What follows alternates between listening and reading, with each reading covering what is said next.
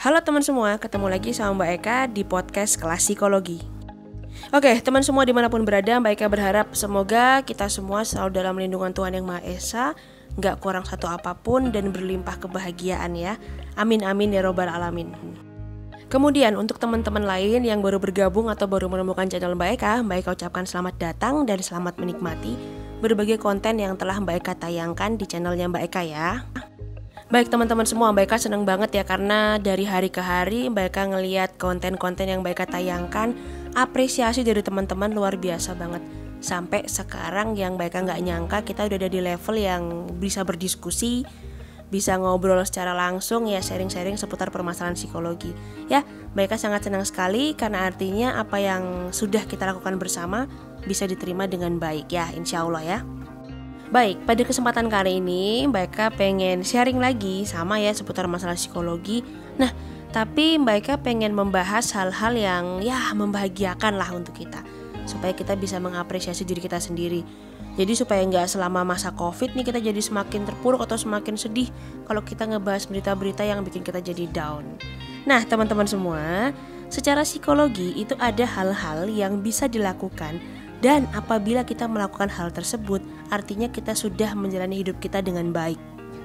Baik teman-teman, apakah sudah siap? Kalau sudah siap, silahkan cari posisi yang paling nyaman untuk menyimak podcast yang akan Mbak Eka sampaikan. Kemudian jangan lupa teman-teman, apabila nanti podcastnya teman-teman kira, wah kayaknya agak bermanfaat ya, atau wah sepertinya ada hal yang masuk akal nih. Nah, silahkan share di semua media sosial yang teman-teman pakai.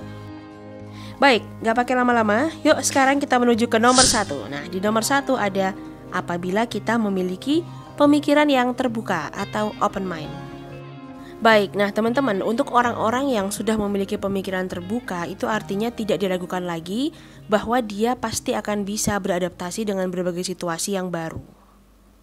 Nah, kenapa seperti itu? Ya, artinya setiap dia menemui hal baru atau dia menerima hal-hal yang tidak seperti biasanya, itu otaknya akan langsung refleks berpikir, mana yang baik, mana yang enggak, mana yang bisa aku terima, mana yang tidak, dan mana yang akan aku putuskan untuk aku lakukan dan mana yang tidak. Nah teman-teman, fungsi open mind adalah seperti itu ya, itu paling minimalisirnya seperti itu.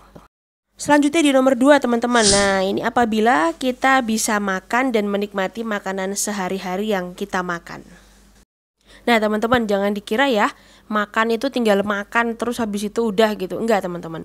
Nah tapi apabila kita bisa menikmati makanan yang kita makan, bahkan kita benar-benar sadar apa aja lauk yang kita makan misalnya, kemudian bagaimana rasa dari masing-masing lauk itu, nah itulah yang benar-benar akhirnya bisa jadi vitamin, jadi nutrisi untuk badan kita. Jadi kita makan dengan menikmati apa yang kita makan. Baik, di nomor 3 teman-teman, nah ini apabila kita memiliki hati dan pikiran yang baik. Meskipun cukup sulit, tapi Mbak Eka yakin kita semua pasti bisa ke sana. Nah, kuncinya gimana? Kuncinya cuman sabar dan ikhlas teman-teman. Lagi-lagi ketika kita dibilang kamu harus sabar dan ikhlas, itu seperti apa? Nah, ya artinya kita harus menjalani kehidupan kita meskipun itu dengan berbagai rasa sakit ya. Sakit yang tidak tahu endingnya kapan atau tujuan akhirnya kapan, tapi kita bisa menikmati itu dan merasa bahwa hidup kita tetap baik-baik aja. Nomor 4 teman-teman, nah ini ada kita selalu mendoakan orang lain agar mendapatkan kebaikan juga. Oke teman-teman, mereka selalu percaya apa yang kita ucapkan, apa yang kita lakukan, dan apa yang kita putuskan, terutama kalau itu bersangkutan dengan banyak orang, hal itulah yang akan kembali ke diri kita. Nah maka mari kita lakukan yang terbaik semampu kita. Baik teman-teman semua, kita menuju ke nomor 5. Di nomor 5 ada apabila kita masih bisa minum air putih teman-teman. Nah kalau ini sih Mbak Eka bisa kasih contoh mungkin salah satunya dari segi medis ya teman-teman. Apabila kita banyak minum air yang mengandung rasa, nah itu tentu akan memberatkan kinerja ginjal.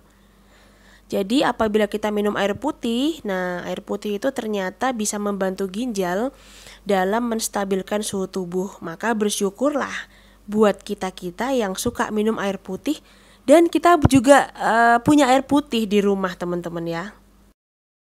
Baik, selanjutnya di nomor 6 teman-teman. Nah, secara psikologi kita sudah melakukan hidup kita dengan baik atau sudah menjalankan hidup kita dengan baik apabila masih ada orang lain yang peduli dengan kita.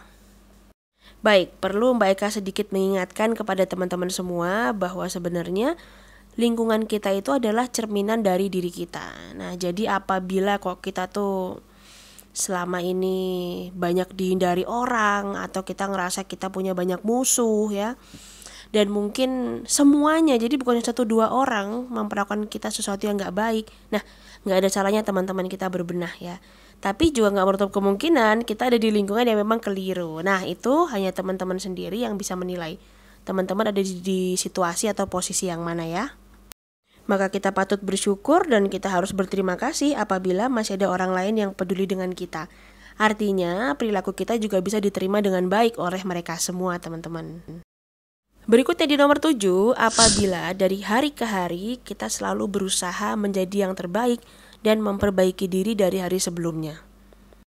Nah, kenapa hal ini menjadi benar atau hal ini menjadi sangat baik dilakukan? Ya, karena teman-teman, kita sebaiknya tidak membanding-bandingkan diri kita dengan orang lain ya. Ini udah sering Mbak Eka singgung bahwa masing-masing dari kita tuh berangkat dari latar belakang dan pola asuh yang berbeda-beda. Nah, jadi kalau kita mau membandingkan, ya bandingkanlah diri kita sendiri pada saat ini dan diri kita sendiri sebelumnya. Jadi kita udah lihat progres kita semakin positif atau semakin negatif. Baik, kita lanjutkan teman-teman di nomor 8 ini ya. Apabila kita masih bisa memakai pakaian yang bersih, teman-teman. Baik, nah bentuk dari memakai pakaian yang bersih ini sebenarnya mencerminkan kesehatan mental dari pikiran kita ya. Karena apa? Apabila kita masih memakai pakaian yang bersih, kemudian tadi kita minum air putih ya, kita makan masih bisa nikmatin.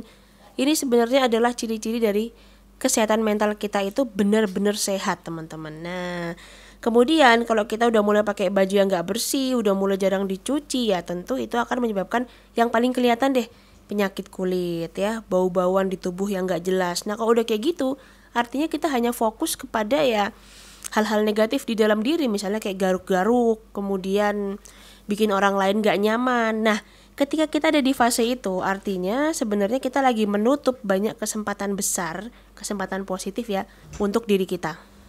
Kenapa begitu? Ya, karena gini teman-teman, artinya orang-orang juga akan semakin males ketemu sama kita, kemudian ngeliat kita yang lusuh ya, ngelihat kita yang gak semangat, belum lagi ditambah aroma-aroma tubuh yang gak enak. Nah, jadi jangan sampai deh ya teman-teman itu terjadi sama kita.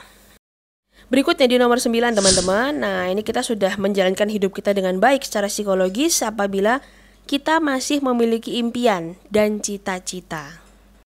Gak semua orang itu bisa hidup tanpa tujuan yang jelas, teman-teman. Jadi ya memang ada sebagian orang yang dia hidupnya kayak let it flow aja lah, ngikutin alur, ngikutin takdir kehidupan. Nah, kalau bisa seperti itu ya tentu baik ya. Tapi kalau misalnya seperti mayoritas kebanyakan orang, kadang mereka butuh suatu alasan atau butuh suatu tujuan agar mereka tetap bisa hidup dengan nyaman, hidup dengan baik, dan melanjutkan hal-hal yang menjadi sesuatu yang akan menjadikan mereka lebih baik, teman-teman. Nah, maka gak ada salahnya apabila teman-teman masih bingung sebenarnya tujuan hidupnya tuh apa, atau ya kenapa aku masih dikasih hidup sampai sekarang, atau mencari tujuan teman-teman dikirim ke dunia ini tuh apa. Teman-teman bisa memulai dengan oke deh, aku bikin goal-goal yang harus tak capai, misal dalam 3 tahun ke depan, atau 5 tahun ke depan, atau 10 tahun, dan seterusnya.